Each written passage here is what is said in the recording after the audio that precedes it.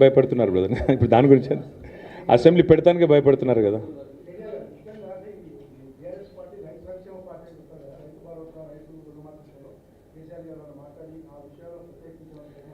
కేసీఆర్ గారు పార్టీ ఇప్పటిదాకా ఈ గత 14 నెలలుగా చేస్తున్న వివిధ కార్యక్రమాలు, ముఖ్యంగా నిరంజన్ రెడ్డి గారి నేతృత్వంలో మొన్న రైతు స్థితిగతుల అధ్యయనానికి ఒక కమిటీ ఏదైతే తీసుకున్నామో వారు చక్కగా పనిచేస్తున్నారు, జిల్లాల పర్యటనలు చేస్తున్నారు.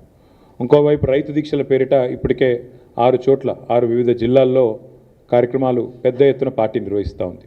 ఆ విషయంలో పార్టీ నాయకులు కార్యకర్తలు చూపుతున్న చొరవను, మరి రైతుల కోసం పడుతున్న తపనను కేసీఆర్ గారు అభినందించారు, కొనసాగించమని చెప్పి కూడా ఆదేశించారు. కాకపోతే కేవలం రైతు సమస్యలే కాకుండా కార్మిక వర్గాల సమస్యలు ఉన్నాయి. ఇప్పుడు మహిళా దినోత్సవం రాబోతూ ఉన్నది. మరి మహిళల్ని ఈ ప్రభుత్వం చేసిన మోసం, జనగణన కులగణన పేరుతో బీసీలను ఈ ప్రభుత్వం వంచిన విషయం, ఇవన్నీ కూడా చర్చకు వచ్చినాయి. అందుకే కొన్ని చెప్పాను, కొన్ని చెప్పలేదు. కానీ చాలా విషయాలు, దాదాపు 30 మంది వక్తలు మాట్లాడారు, 4.5 గంటల సమావేశం. కాబట్టి మీరు అర్థం చేసుకోవచ్చు, రాష్ట్రంలో బహుశా ఈరోజు మీ పేపర్లో రాని సమస్యలు కూడా అక్కడ చర్చకు వచ్చినాయి. కాబట్టి అన్ని విషయాలు కూడా కూలంకషంగా మాట్లాడడం జరిగింది. మేము అడిగింది ఏంది, ఒక్క నిమిషం, మేము అడిగింది మీరు చేసిన కులగణన తప్పుల తడక రీసర్వే చేయండి అన్నాం.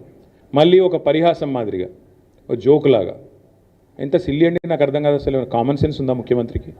అసలు ఇప్పుడు కేసీఆర్ గారు కేటీఆర్ గారు పాల్గొనలేదని పదే పదే పదే పదే పాడిందే పాటరానంటే అది చెప్తా ఉన్నాడు. నా ఎలక్షన్ అఫిడవిట్లో నా కులం లేదా? నాది ఏం తెలుసుకునేది కొత్తగా? ముఖ్యమంత్రి సంవత్సరం నుంచి తవ్వుతూనే ఉన్నాడు నా మీద, ఏం కేసు పెట్టాలని. నా గురించి తెలియదు ఏముంది ఆయనకు? ఆస్తుల వివరాలు ఉన్నాయి, నా కులం పేరు ఉన్నది, నా అన్నీ ఉన్నాయి. ఆయన దగ్గర లేనిదేం పాడైంది? అసెంబ్లీ స్పీకర్ అడిగితే ఆయన ముఖాన కొడతాడు. నేనేమంటున్నా అంటే చిల్లర మదాకులు చేయొద్దు. ముఖ్యమంత్రి అంటోడు ఈ చిల్లర మదాకులు చేయొద్దు. నీకు బీసీలో మీ చిత్తశుద్ధి ఉంటే 42% రిజర్వేషన్ ఎట్లిస్తావో చెప్పు. రాహుల్ గాంధీ ఏం చేస్తాడో చెప్పు. నీ పార్టీ ఏం చేస్తుందో చెప్పు. బీసీల మీద ప్రేమ ఉంటే 42% రిజర్వేషన్ ఇచ్చే మాట నిజమే అయితే ఎట్లా నీ కార్యాచరణ ఏందో చెప్పు. ఇంకొక మాట, ఇలా చాలా సిల్లీగా మాట్లాడుతున్నాడు, ఎట్లా సాధ్యమవుతుందని మాట్లాడుతున్నాడు. మరి ఎట్లా సాధ్యమవుతుందని ఎలక్షన్ల ముందు తెలియదా? కామారెడ్డి డిక్లరేషన్లో సిద్ధరామయ్య గారితో చెప్పించేటప్పుడు ఎట్లా సాధ్యమవుతుందని సోయలేదు ఆ రోజు. అంటే ఓట్ల కోసం ఏదైనా మాట్లాడచ్చు, బీసీలను మోసం చేయొచ్చు. ఇవాళ గద్దెనెక్కి కూర్చున్న తర్వాత మాత్రం ఎట్లా సాధ్యమవుతుంది? పార్టీ పరంగిస్తా. కాబట్టి ఇవన్నీ కూడా సమాజం మొత్తం గమనిస్తూ ఉన్నది. మేము ఒక్కరమే కాదు కదా బ్రదర్, రాష్ట్రంలో బీసీ సంఘాలు నిర్ద్వందంగా తిరస్కరించినారు ఈ జనగణన కులగణన తప్పు అని. మరి ముఖ్యమంత్రి గారి సమాధానం చెప్పమనండి. చెప్పకుండా ఈ పిచ్చి మాటలు.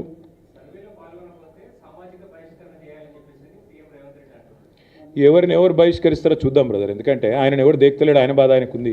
మంత్రులు పట్టించుకుంటలేరు, పార్టీలో వర్కింగ్ ప్రెసిడెంట్ పట్టించుకుంటలేడు, ప్రజలు పట్టించుకుంటలేరు. బయటకు పోదామంటే భయం అవుతుంది, ఇంట్లో కూడా పట్టించుకుంటారో లేదో డౌటు.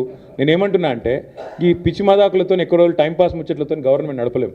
బజార్ భాష మాట్లాడడం ఈజీ, కేసీఆర్ గారు ఇదివరకు చెప్పినారు. బజార్ భాష మాట్లాడి 4 డైలాగులు పంచ్ డైలాగులు కొట్టడం ఈజీ, పరిపాలన చాలా కష్టం. అలా కూర్చుంటే తెలుస్తుంది. ఇవాళ ఎవరి సత్తా ఏందో ప్రజలకు అర్థమైంది. పరిపాలన సామర్థ్యం ఏందో ఇప్పటికే అర్థమైంది. ఇంకా రానున్న రోజులు అన్నీ తేలుతాయి. ఇక చాలేమైంది, ఇక చాలా చెప్పాను కదా. దేనికి 35 సార్లు పోయి పీకిందేముంది, కొత్తగా పీకేదేముంది?